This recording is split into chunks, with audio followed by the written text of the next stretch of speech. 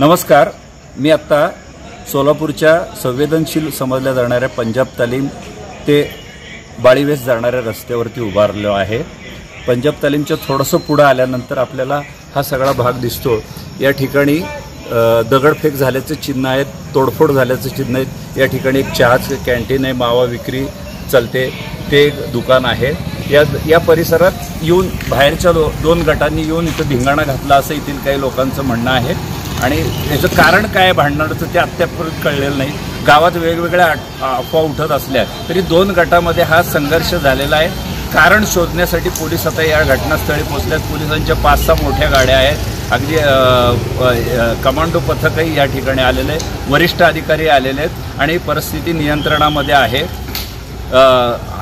9:30च्या सुमारास एक मॉब या पंजाब तालीमच्या समोर बाबा कादीर मशिदीकडनं येणाऱ्या जो बोळ आहे तिथून काही तरुण पळत आले, त्याच्या मागं काही तरुण पळत आले आणि जो पुढं होता तो तरुण या नेमका या चहाच्या कॅन्टीनजवळ तिथं येऊन सापडला। तर त्याच्या मागं आलेल्या मॉबने त्याला बेदम मारहाण केली, दगडफेक सुरू झाली। त्या मुलाला वाचवण्यासाठी काही जण या ठिकाणी आले। मग ते दोन गटामध्ये त्याचं समजे इथले स्थानिक काही जण आणि बाहेरच्या गल्लीतून म्हणजे ते समोरच्या गल्लीतून आले होते असं काही जणांचं म्हणणं आहे। हा आपण बघतोय तो पंजाब तालीमकडून समोरचा बोळ जो जातो त्या बोळातनं पुढे गेल्यानंतर तर्टी नाका पोलीस चौकी लागते आणि वडार गल्ली लागते। तर या भागातून हा सगळा मॉब आला होता। यांच्या भांडणाचं कारण अद्यापपर्यंत कळालेलं नाही।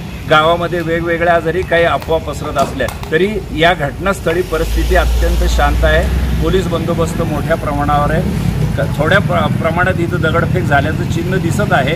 परिस्थिती काबूत आणलेली आहे। आपण बघतो या भागात गवंडी गल्ली परिसरामध्ये पोलिसांच्या गाड्या थांबून आहेत आणि बाळीवेसकडे जाणाऱ्या रस्त्यावरही पोलिसांच्या गाड्या थांबून आहेत। जनजीवन या ठिकाणचं हळूहळू सुरळीत होत आहे।